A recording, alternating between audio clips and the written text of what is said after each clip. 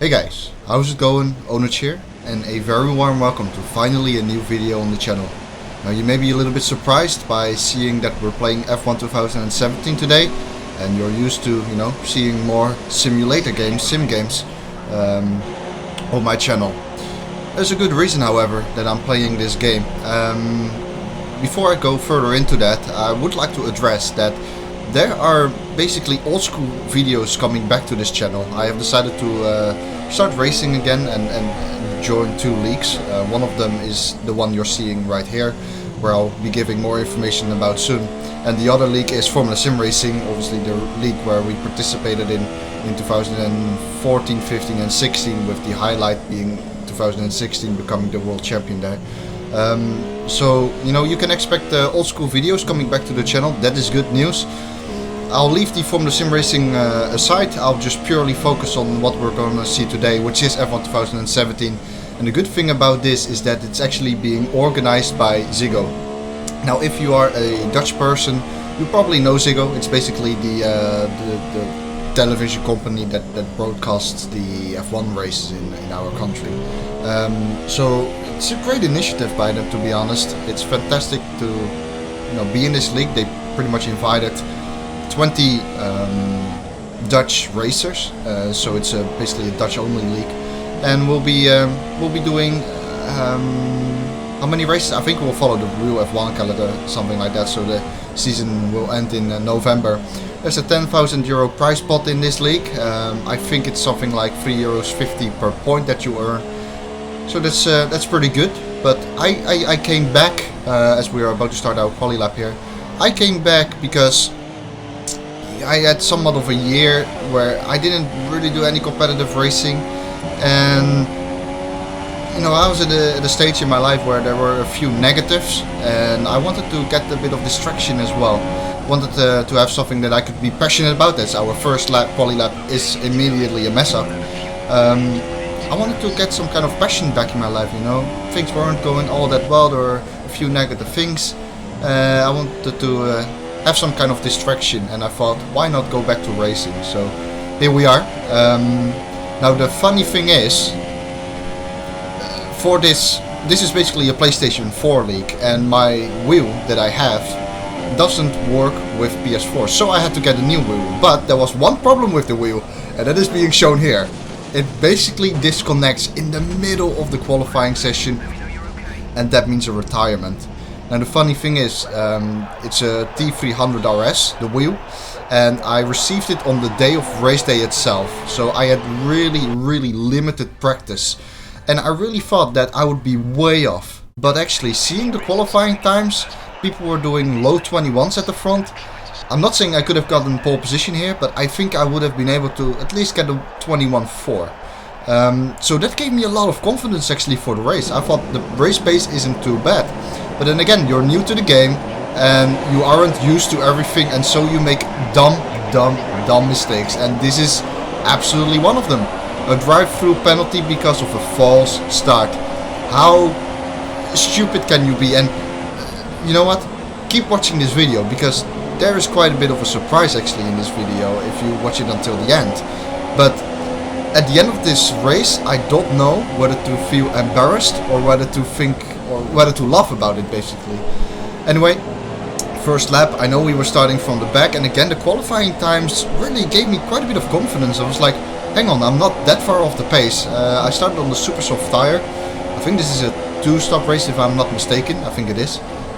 So this first lap, obviously taking it quite cautious. The people at the back aren't the fastest ever, so should be able to pass them, but I should be cautious as well. Make sure that I don't pick up any damage. Cars in front are going off, and there goes one. So that's one position gained, and then immediately I'm gonna try to get this P16 guy, Fali Fusili, what a name. So around the outside here, it seems like he let us go. He doesn't actually. He keeps it on the inside, doesn't leave a lot of room for us there on the apex. Squeezes us a little bit in fact, but should be able to make the move done, I guess, on the inside here. Try to brake a little bit late. Obviously, 100% races in this league. So you basically, you come from quali running very low fuel, and the car feels like a tank really, with the higher fuel load. Obviously 100% races, I am used to them because of Formula Sim racing, but obviously I've been a year away, so I could notice that as well, as we immediately serve our drive-through penalty then. I could notice that, by the way. I could notice that I was a year gone from competitive racing. I was a little bit rusty here and there, especially in racecraft. Now, I looked back at the footage and I was like, how the hell can I be so stupid that I jumped the start? But look at the name tag in front of us. There's like an icon appearing right there. You saw that behind, or right on the right of his name. You saw like this connection icon appearing, and at the start there, I was basically gonna react to everything that I saw moving, right? So your eyes are, of course, your eyes are focused on the lights. As we rejoin in P17, your eyes are focused on the lights, but whatever moves is basically what you react to. And I reacted to the icon that was appearing next to the name tag of the car in front of me. I know it is really, really stupid, but that's the way it is. And for example, if there was a, I don't know, maybe a spectator on the left or a flag waving on the left all of a sudden that was gonna move, I would have probably responded to that as well. Those are just things. This is a new game for me, man. I am used to driving simulator games. In the meantime, while I was away for approximately a year, I drove some iRacing here and there, drove some Assetto Corsa. Nothing too fancy though, it was all a bit for fun. It wasn't on a competitive level. So, coming back to this, my mindset has changed a little bit.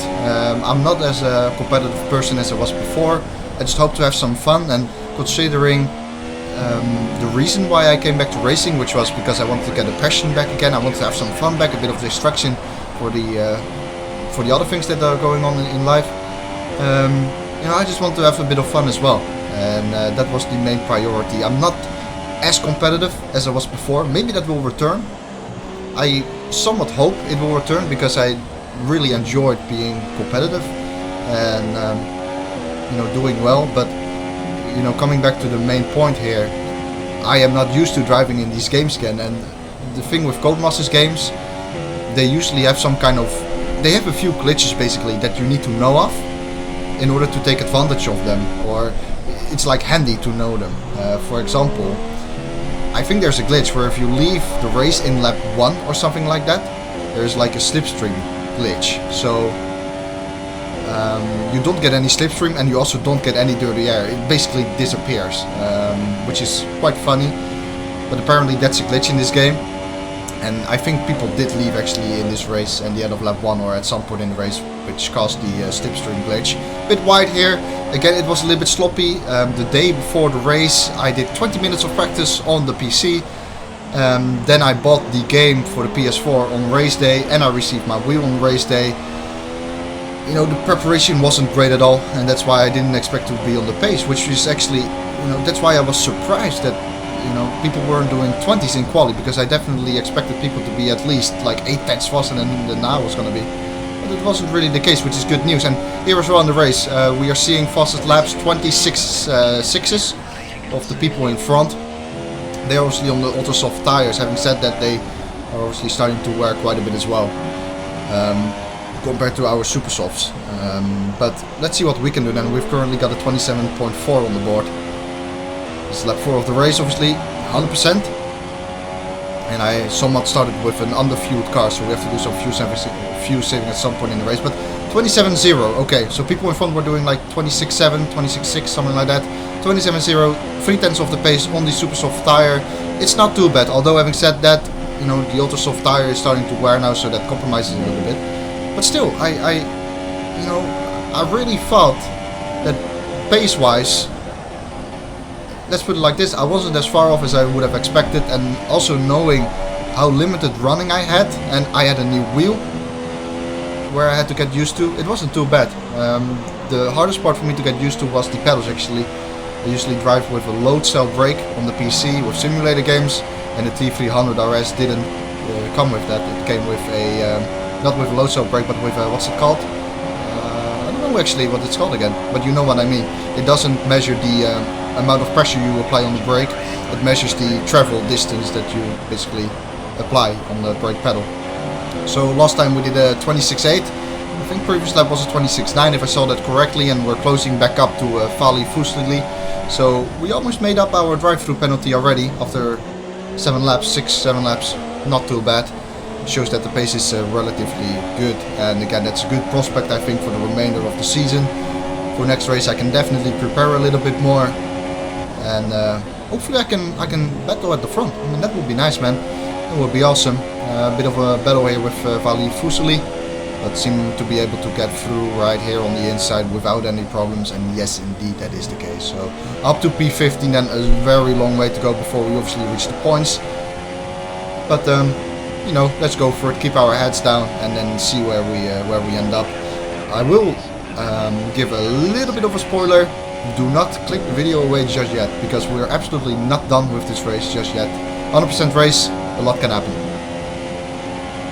So again, the car is a little bit underfueled. One thing that I actually forgot to mention, as we see 2 cars battling up ahead, one thing that I forgot to mention was the video quality is relatively poor. I sincerely apologize for that. Really sorry for that, but there wasn't much that I could do. It will be better for next video though. This was basically recorded from YouTube.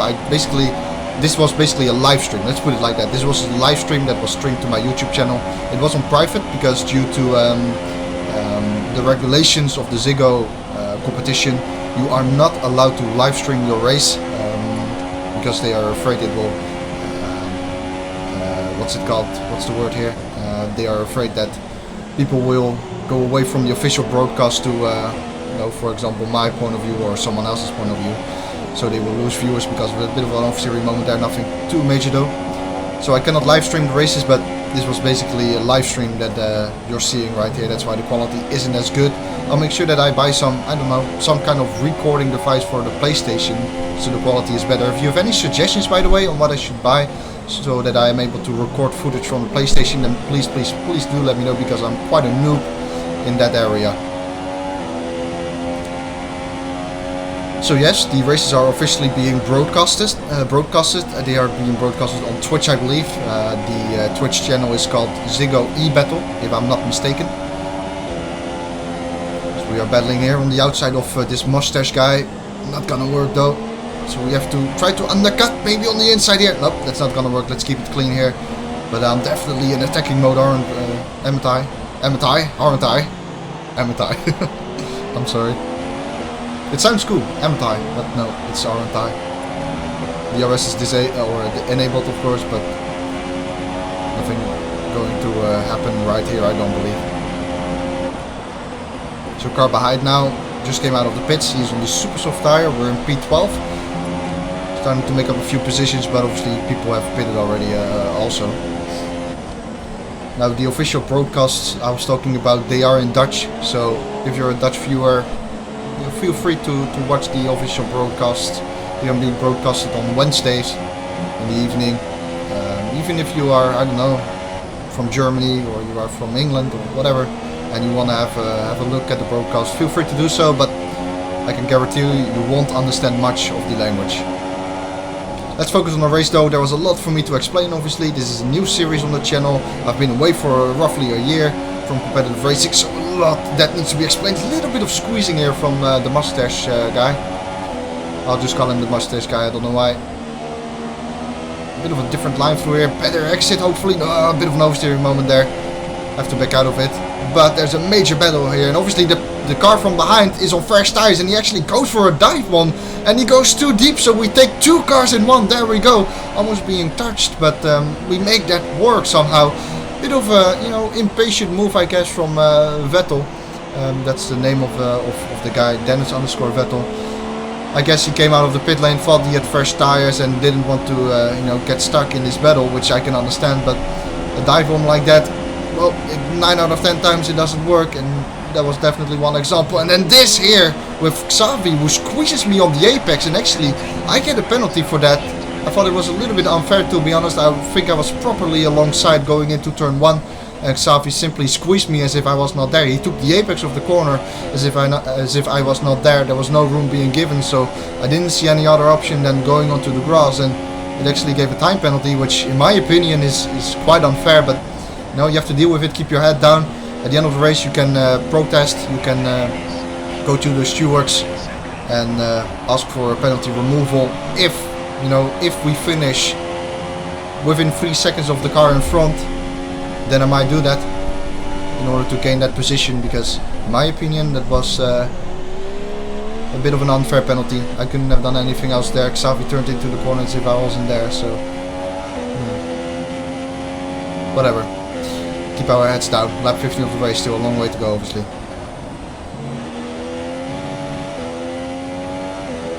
So ahead, RS Speed Freak. He is already pitted. Most people are now on the super soft tire. We are as well, but we're coming to the end of our tire life obviously, of our stint. Dennis Vettel is again behind after his dive bomb previously. And he is, as we all know, on fresh tire, so we have to keep an eye out on him. 1.6 seconds is the gap. Like I said before, I think the slipstream glitch is effective, so people won't be able to get the slipstream off me. But it also means that they won't feel the dirty air. And that was basically quite a remarkable thing in this race, because I didn't know the slipstream glitch was effective at this point, so every single time I would basically be behind someone, I was like, well, I will just wait for the DRS zone, you know. There are 2 DRS zones around this track.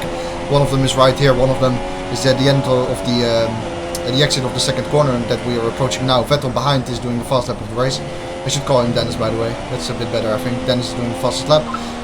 But 2 DRS zones around the track, and every single time I was behind the car, I was like, I'll just wait for the DRS to pop up and then I'll make the move. But I wasn't aware that the slipstream glitch was effective, so yeah, I was like, let's make a move here in the DRS zone, but then it never worked, and here's an incident, so I have to go on the brakes, and behind, the car behind slams in my rear. Dennis slams from behind, and actually we get an illegal overtake there, which is, what the hell, you know.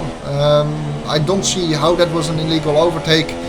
Again, this somewhat shows my rustiness. We get a 5-second penalty, stop and go penalty, again in my opinion, well, very unfair. But this shows again, look, I was confused here. I was very confused with the car that was rejoining. I did not know what was gonna happen. It shows again my rustiness in this game, because usually when there's a car stationary or on running with very low speed on the racing line, he gets ghosted, and I simply did not know that. I did not know that at all. And you know, I see a car in front of me, he is rejoining on the race line. The first thing that I do is I slam on the brake. I think that's a very, you know, natural reaction.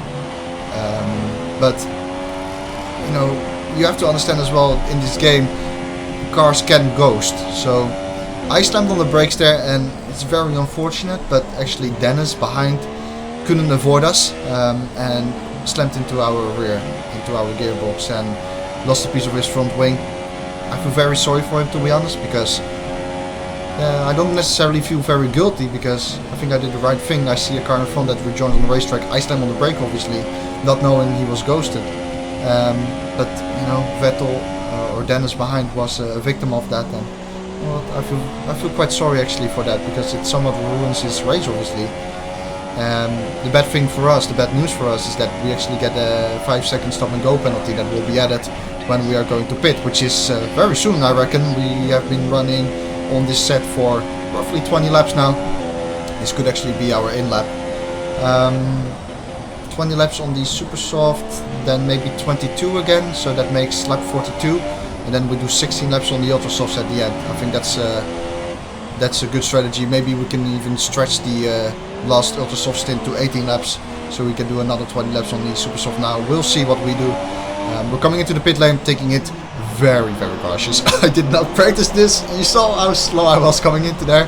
You know, limited amount of practice. That's what you get, man. That's what you get. So here we have the penalty, 5 seconds, and the pit crew is now changing the tires. Another set of super soft tires. So like I said, we'll be running the ultra softs at the end. Not even 50% in this race yet, so there's still a very, very long way to go. Let's keep our heads down, keep pushing. A few weird things have happened already with the penalties, but you know what, that's somewhat part of this game as well. I'm gonna be honest with you here. I see a few people in this league that are talking about professionality, quite a lot of times. Now I can see where they are coming from. There's basically like a WhatsApp group where all the drivers are in this league, and sometimes it's about professionality, you know. I can understand that you want it to be as professional as possible, but from my experience, if you want to run a 100% professional league, F1 2017 on the PS4 is not the way to go. I can absolutely understand why this game has been chosen though, because there's a little bit of a history before this competition. I'll keep it short, but there was a TV show in the Netherlands which was called F1 Café, something like that, and basically there was like a competition every single time that show was broadcasted in the Netherlands. That the show would get broadcasted before every race weekend in F1, and you could basically qualify yourselves, and basically if you were the fastest, you would race against Robert Doornbos, which is an ex-F1 driver in that broadcast, in that TV show. Now I actually won the very first round of that competition, so at Australia, of the 2017 F1 season. So I got to race Robert Doornbos in that TV show in 2017 in the first race weekend, and I think there were like 20 rounds in Formula 1 last season. So there were basically 20 drivers that were racing against Robert Doornbos. Now all of those 20 drivers were invited to drive in this competition, but the drivers who qualified themselves to race against Doornbos, you know, it was all done on F1 2017, so they're not gonna change suddenly to a simulator game obviously, and to be honest they cannot do that anyway. There are, I'm 100% sure there are a few people here, I think there are maybe 60% of the grid here, that would, yeah, I know it's a bit harsh, but they would suck balls on the simulator game.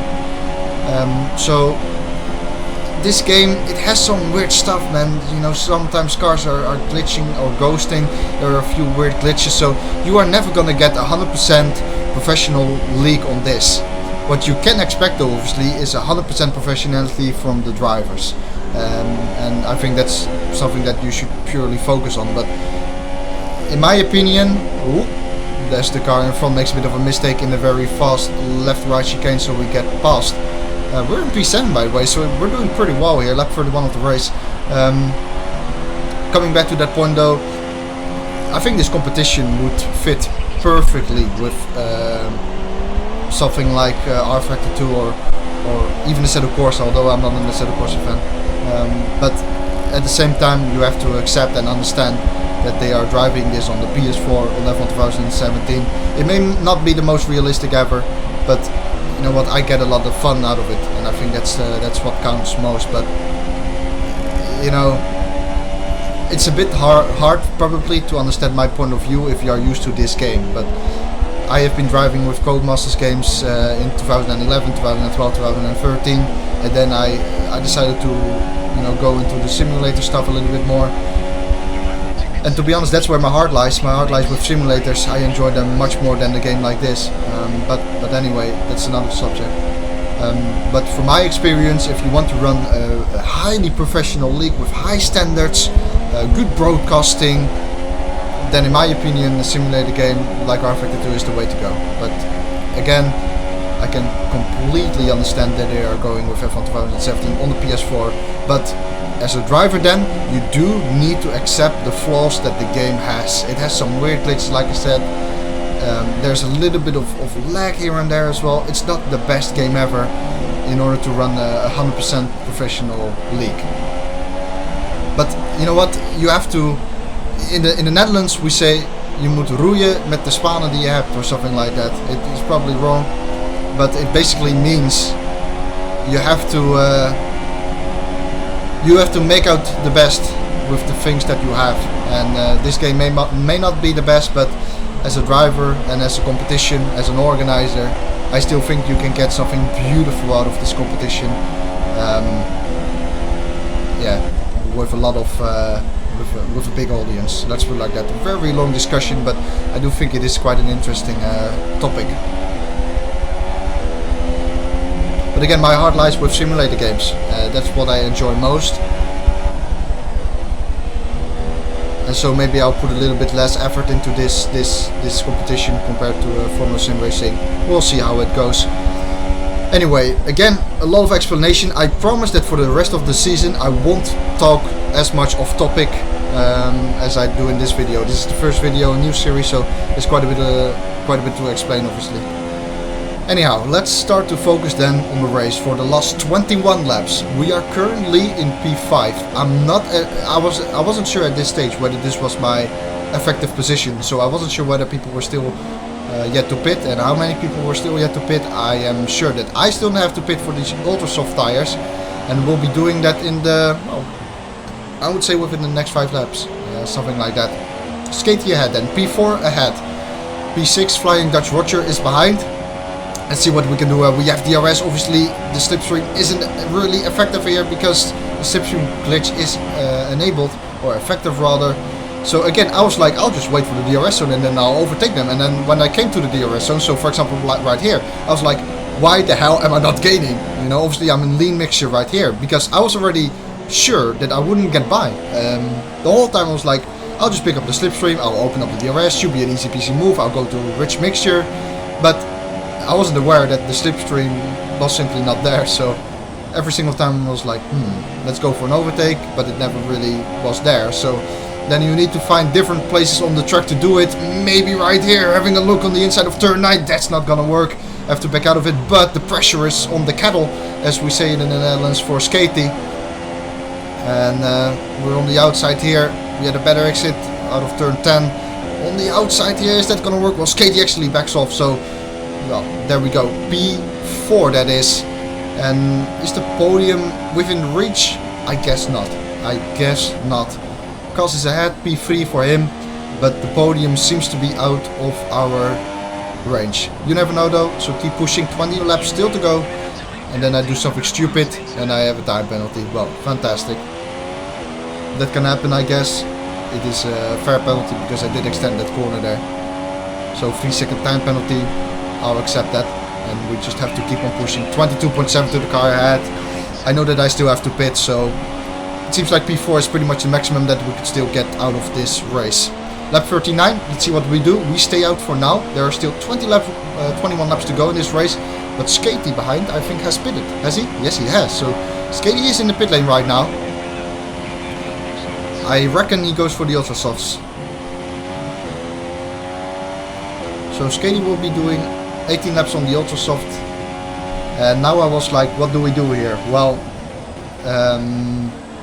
let's see. We did 20 laps on the super soft at the start. We have just done another 20 laps on the super soft again. The tire wear isn't too bad.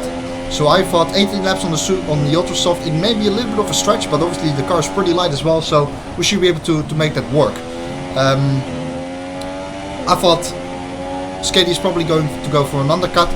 He pitted in lap 39. We have to respond this lap, which means that I have to push this lap. Bit of a luck up here into turn 9 because I wanted to push, but using quite a bit of rich mixture during this lap in order to, you know, be fast, make sure that I have a good end lap, and then hopefully I can stay ahead of Skatey, who of course is going to have the undercut. So it's a little bit of a gamble whether we will be ahead, as Gemso, who is I think leading this race, is putting up a brilliant lap, 24.5. Very fast pace at the front, obviously. Good corner there. That was nice. I did notice over the course of this race I was starting to progress a little bit in driving skill. I was starting to get used to the wheel, to the brake pedal, and things were going better and better. And again, I think that we are running in P4 right here. After you have seen what has happened in this race, we're running in P4. We're racing for P4. That's not bad, man. That is a good prospect for the rest of the season. So indeed, ultra softs underneath our car. Good pit stop there, 2.7 seconds, and now it's wait. It's waiting. RS underscore lockdown is coming across the start finish line right now. He's on the soft tire, so I reckon he's on his final stint. So he'll be one to watch for this final stint for sure, despite him being on the soft tire. And here is Skatey on the ultra softs, and it seems like we'll be able to stay ahead. I think we are. Yep, well, comfortably actually. So comfortably ahead of Skatey. Despite him going for the undercut. That is very good news. We're on the ultra softs now. One more thing that we have to do is pass lockdown ahead. I think his name is actually Mitchell. I think his name is Mitchell, so... shall we call him Mitchell or Lockdown? Let's call him Lockdown, I guess. It makes a little bit more sense, I think, for you guys. So, Lockdown ahead, soft tires for him. Should be too hard to overtake, let's be honest. We are on the fresh set of ultra soft tires. We've got 16 laps to go, so let's keep it clever, keep it clean. Make sure we are smart here, don't cause any kind of incidents, and bring home P4. Although, Lockdown is currently in P5. Where's P4? I reckon someone ahead still has to pit, but we'll see how that goes. Maybe we are racing for P5 instead of P4, we'll see. You know what, I wasn't sure about that either at this point, so yeah. Fuel saving is going relatively well, by the way. We are currently in the plus again, instead of the minus. Better exit out of the fast chicane. Can we get a move in here? No, I decided to go to lean. So, again, I was like, I'll just go to lean here. I'll make sure that I pick up the DRS and then make sure that I make a move either turn 1 or turn 3. But, you know, I wanted to play the patient game. Don't do anything silly. Lockdown is defending the insides here and there. I was gonna wait for the DRS zone, pick up the slipstream, at least that's what I thought, and then make the move. But so, you know, I go into rich mixture here, I open up the DRS, and then I'm like, why am I not gaining? And it was a little bit weird for me to see, but now I understand, of course. Afterwards, I heard that there was a slipstream glitches. We make a bit of a corner cut there. So again, going into rich mixture, DRS active, having a look on the inside of turn 3. I'm too far back, they're late on the brakes. Make sure that we don't make contact with Lockdown, which is going quite well. But, you know, where are you going to make the move then? We are much faster, obviously, than Lockdown because of our tire advantage. But where are you going to make the move? Lockdown does know how to defend, it seems like. Goes a little bit wide here into turns, what is it, 7? 7 and 8? Or 6 and 7 in this, maybe. Look on the inside here, not gonna work. I back out of it, but I make sure that I keep the pressure on for Lockdown. So that maybe I force him into a mistake here again. Nope, not gonna work. So then you have to focus again on the exit of the fast chicane. Turns 11 and 12, I believe it is. And we did get a good exit. So rich mixture on the outside here. We have to brake late. He is still miles ahead. But coming into the braking zone, we have so much more grip from the tires. Bit of oversteer on the exit of that corner. But we make the move stick around the outside. You know, nice move. But again, you have to keep in mind that we have got massive tire advantage. So now it is time for us to pull away. Obviously, we still have that, what was it, 3-second time penalty because I cut in the corner that I have to keep in mind. So let's try to pull away from Lockdown, but mainly from Skatey, because now it's obviously Skatey's turn to try and pass Lockdown. And if he does, then I need to make sure that the gap is at least over 3 seconds, maybe even more. Who knows what's going to happen in the remainder of this race? You might pick up another penalty, so it's worth it's worth to keep pushing. 44 out of 58, 14 to go. And it's looking good. I mean, P4, something that I wouldn't have expected after a stupid fast start and a 5-second stop and go. Well, it's basically a 5-second time penalty, really. But again, it does give a good prospect for the next race, which is actually at Bahrain. You know what? I'm looking forward to it. I really think that I made a good choice coming back into racing. I may not be as competitive as before. Good oversteer there. I may not be as competitive as before, but at least I'm getting some fun out of it again, you know. And when you start to enjoy something, who knows what's gonna happen. You might get into that competitive vibe, that competitive groove again later on.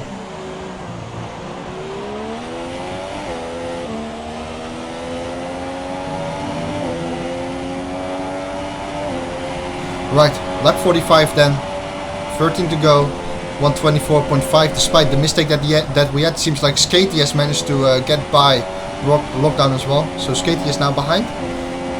Let's see what he can do then on his ultra soft tires. We need to make sure that we have a little bit of a gap to him as the car in front decides to eat some gravel. It was a back marker though, so no worries. But to be honest, I do need to mention this as well. I do not believe that... let's put it like this. There were a few crazy things that were happening over the course of this race that allowed me to actually be in P4. Because Lockdown, for example, He was actually the car that was ghosting, remember, at the end, at the exit of turn 2 when we were approaching him and I had to slam on the brakes, but he was ghosting.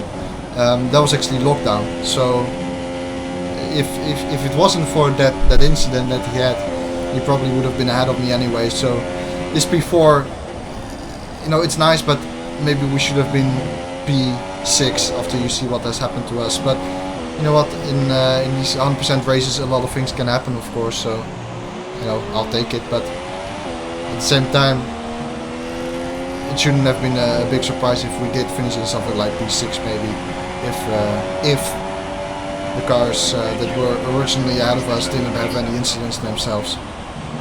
23.8 was the lap of the race. I was enjoying myself here at this point, trying to create a gap to Skaty. Car ahead is RS_CAS. But yeah, the gap is very big, very big.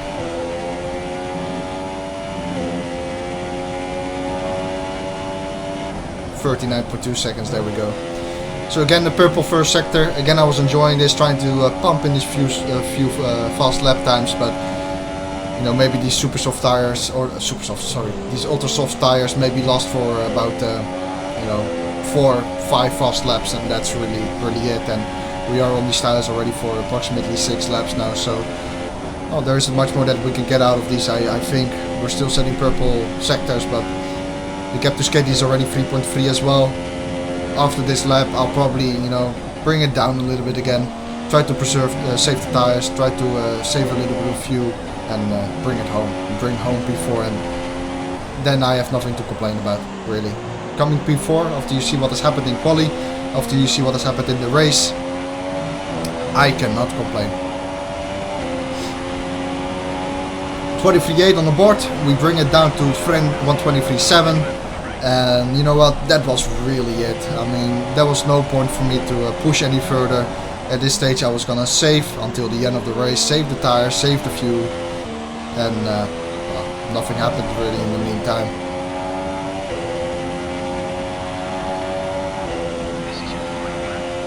Even doing 25s here, 25.3. CAS in front, 14.6 seconds. The gap indeed has come down, but he did make a pit stop actually, so we went into the ultra softs again. He actually set very fast lap times, and the gap to Skaty is now 10.6 seconds. So, if I remember correctly, we had a penalty while trying to overtake Xavi into turn 1, remember? Where he squeezed us a bit onto the grass. We had a penalty because of the illegal overtake on lockdown, which, well, I think was bullshit. And we have, oh yeah, we had that penalty which was fair, why I went a little bit off track. So last lap of the race, and guess what? You know, I haven't done that's what I mean. I was gonna say, just as you think you have been stupid enough for the day, you make another stupid mistake in the final lap, in the final sector as well. You get another time penalty. Absolutely brilliant, well done. But I can tell you already, it won't affect our position. So we'll be coming home P4, and like I said, I will gladly take that. I will gladly take that P4 after 58 laps at Melbourne. Limited preparation, bit of a few stupid mistakes.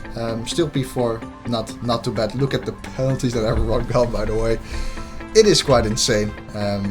But yeah, starting from 19th, coming home in P4, I think it's a good result. I think we can look with a bit of positivity really into the next couple of rounds. So I'll end this video here. I would really like to thank you again for watching, and I have nothing to add really. Thanks for watching. If you haven't enjoyed the video, I would really appreciate a like. Let's bring on Bahrain. I'm excited for it. I think we can score well. Hopefully we won't be as stupid in that race as we were this time. Thanks all for watching again. Take care of yourselves. See you next time. Goodbye.